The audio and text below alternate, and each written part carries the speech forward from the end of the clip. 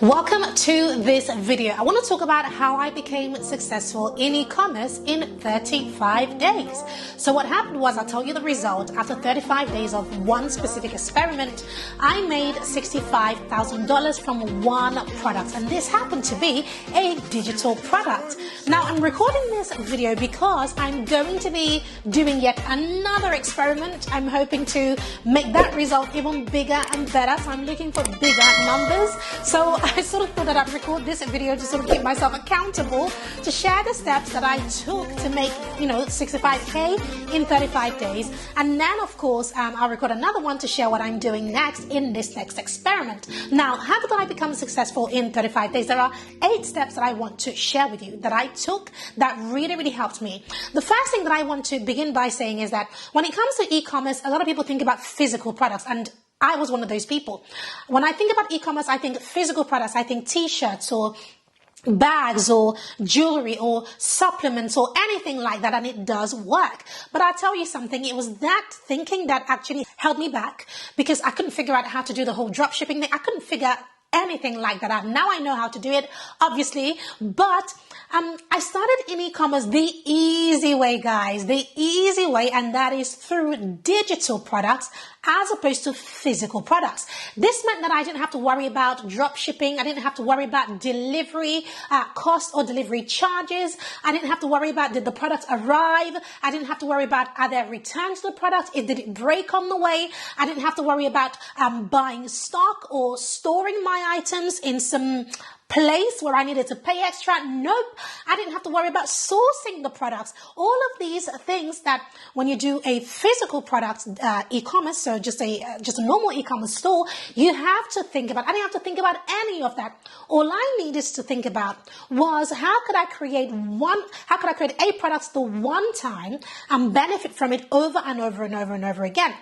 So this experiment, I actually did this experiment back in 2019, and it's serving my business till today. So 65K is not where it ended. That was what happened after 35 days. And of course, till today, I still make money from this specific product. So what are the steps that I took to generate this result? The first thing that I did when I knew that I wanted to go down this route was I identified a problem.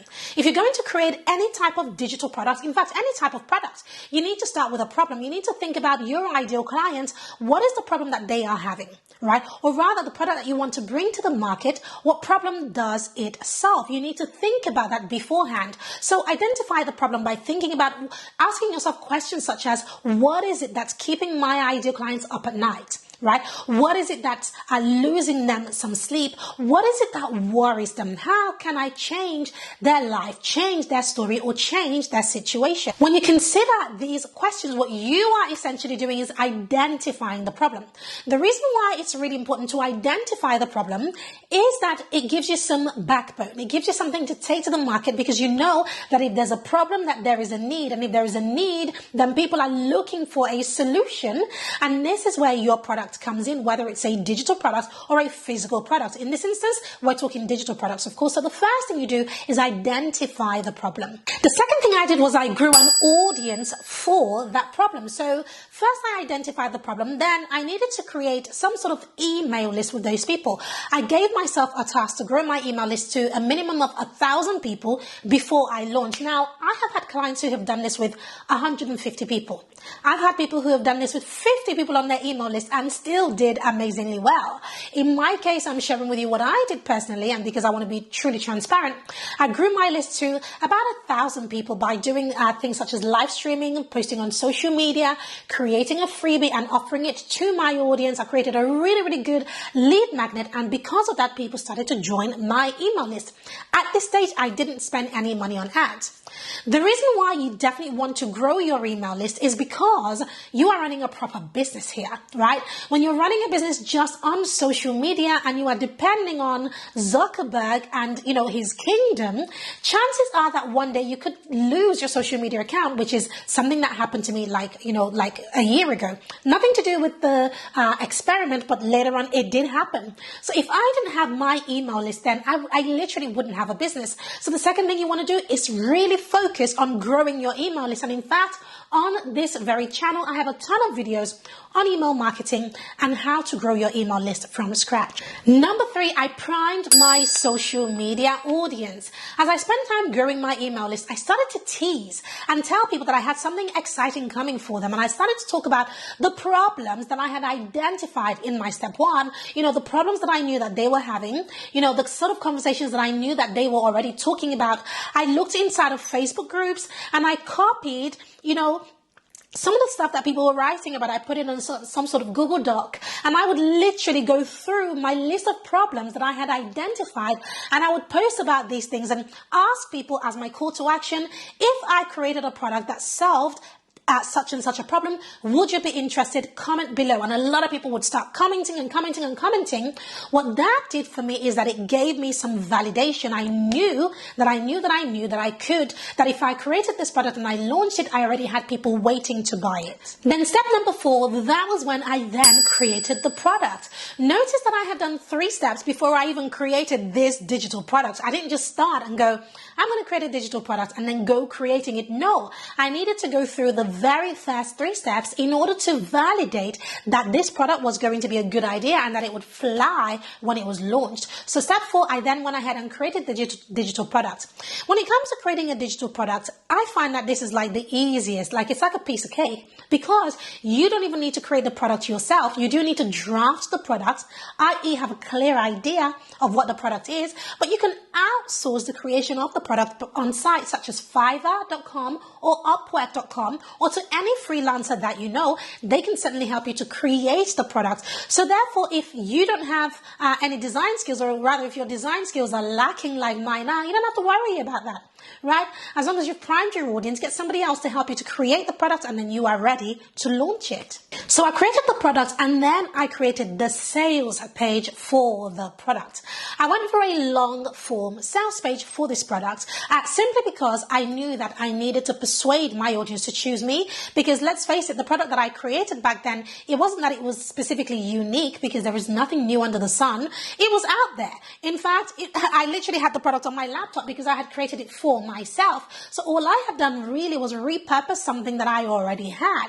So I went in with a long form sales page that really persuaded my audience and gave them a reason to buy, and I added a video to this page, and then I moved on to the next step. Step 5 is that I added a no-brainer pricing to this product. I started selling my product at $9, and when I say this, even when I'm coaching my clients, they're just like, Pam, are you crazy? How could you sell such an amazing product for so little? Well, there is a method to my madness, and let me explain this. First of all, I wanted to start at a price that people didn't need to think about, right? Starbucks. I mean, people spend more than that on Starbucks alone on any given day. So I wanted to make sure that it was a no-brainer pricing, that I didn't have to ask for permission to spend that money. No. I wanted it to be easy, and easy buy for people. That was the first reason. The second reason was that I understood that a buyer is a buyer is a buyer. Now, what does that mean? It means that when you acquire a buyer, when somebody buys something from you, they become a buyer, which means that the chances of them buying something else from you is extremely high, as opposed to a lead. You see the difference? When you acquire a lead, they're just a lead, right? They just came in to get something free. So therefore, the chances of them buying, yes, they could buy, but the chances of them buying aren't very high. So it's minuscule. But somebody who has bought something from you, even if it was $9, the chances of them then eventually spending $20K with you is incredibly high, which is exactly what happened in my business, but more on that a little bit later on. So when you create your digital product, make sure you add a no-brainer pricing to it. Don't think I'm creating this to make me rich. No, that's not the mindset. The mindset is to acquire a buyer. And if you have done your job right in terms of your product is of great value, you have marketed the socks off the product, people are going to buy this stuff. And the more people who buy, the more money you make. And of course, if you have a value ladder and a coaching package at the end of that value ladder, then people ascend and invest in your coaching package. This is exactly what I do, what I teach, and what works. So therefore, I went from, yes, people buying a $9 product to them reaching, the top of my value ladder and investing $5K or $10K, $15 or $20K into my coaching package. So do you see why that no-brainer pricing at the beginning of that value ladder for that digital product is incredibly important. So moving forward for number 6, I want to go into how I promoted this. I actually started promoting this directly on social media. Remember I talked earlier how I would post and I would prime my audience because I was building my email list. So I was talking about it. So what I did was I created a posting plan for just 7 days. Right? 7-day launch sequence. So I would post twice or 3 times per day over the course of 7 days. But what I did that really helped my audience to take action quickly is that every 48 hours, I increased the price of the product. This meant that a lot of people, caught wind. So if they had seen the product the day before at $9, for example, at the end of that post, I would say, by the way, in the next 48 hours, this product goes up to this amount, etc. So buy today. And so the first day, people obviously ignored me. The second day, they ignored me. And I remember when the first time I did the first price increase, oh my goodness, my inbox was full. I got so many messages going, but Pam, you said the price was going up at 8 p.m. It's not 8 p.m. yet, and the price has gone up. Why did you change the price? And I had to then start explaining to people, yes, it's 8 p.m. London time, which was 2 hours ago, so the price did go up. And then they'd come back and go, but I'm in the US, I'm in EST time zone. Why did the price go up? It was just amazing, because that is the true genius of marketing. When people start taking you seriously, and people start to, look at your scarcity as not fake scarcity, but they know you mean business. That if you say the price is going up, the price is going up. So what happened was, when the price went up, and at the bottom of those posts, I would say the price is going up again. The price is going up again. Guess what happened? People started to buy and buy and buy and buy because they knew that they had ignored me the first time the price did go up, and I meant business, and the price was going to go up again, and so it did. And so that was how we started to generate literally a lot of sales, just organically posting on social media. Step number 7. Gather testimonials. One of the reasons why I always start selling my digital products really low is because I'm literally using that as the time to gather testimonials. I want to get my product into the hands of as many people as possible and get their feedback so that when the price goes up, I have a ton of testimonials to help me. Now, this I actually automated. We have a tool that helps us to automate gathering testimonials so that when you purchase a product, you receive an email that literally says, gives you some blurb and, thank you for purchasing and all of that. Could you please help me out? And if you click this link, send us some feedback, etc. Right? And then it gives you a gift at the end of that. So it's completely automated. And so we gathered, I'm not even kidding, we literally have thousands and thousands and thousands of testimonials just because this part of it is automated, and not just with this specific product, but with all of our products. So when I saw it happening with that one digital product, I literally asked my team and we automated gathering testimonials for every single product that we sell. Step number 8. At the time of doing this, I sort of generated, I think it was 21,000 completely organically doing what I've just shared with you. But I needed to scale this, and so we started to run Facebook ads to scale this, and it was through Facebook ads that we then went from 21K to $65,000 because we used Facebook ads to bring in even more buyers. Because the problem with organic marketing is that you do get to a stage where you exhaust your audience. They're tired of hearing from you.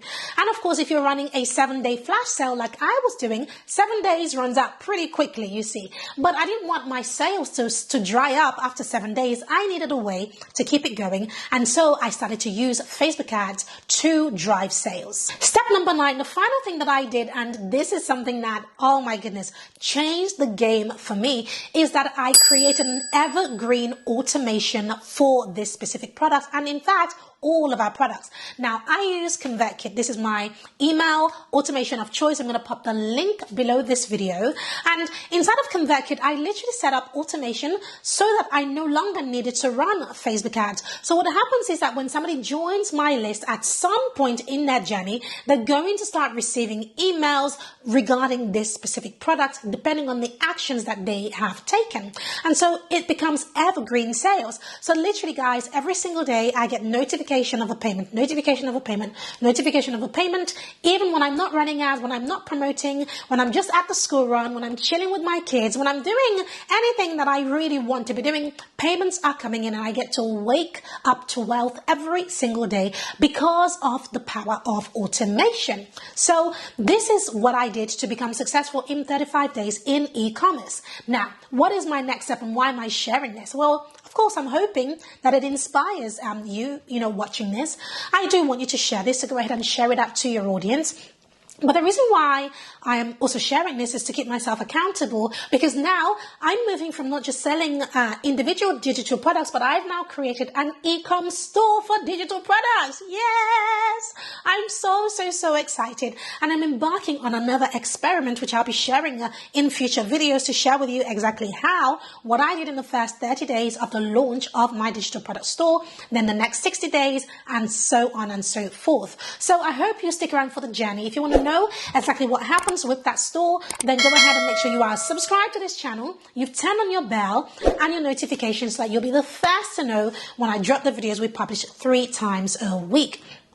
So I hope this video has at least inspired you to see what is possible in the world of e-commerce, in the world of using your expertise and in creating products. I truly hope that it has. Let me know in the comments if it has, and I would love to answer your questions. If there is any part of this that you want me to dive a little bit further in terms of create another video on, just let me know. Comment below this video. I read all of the comments and I respond to every single one of them.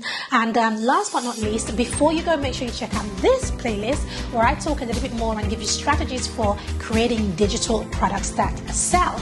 God bless you all, and I'll see you in my next video. See you then. Take care. Bye.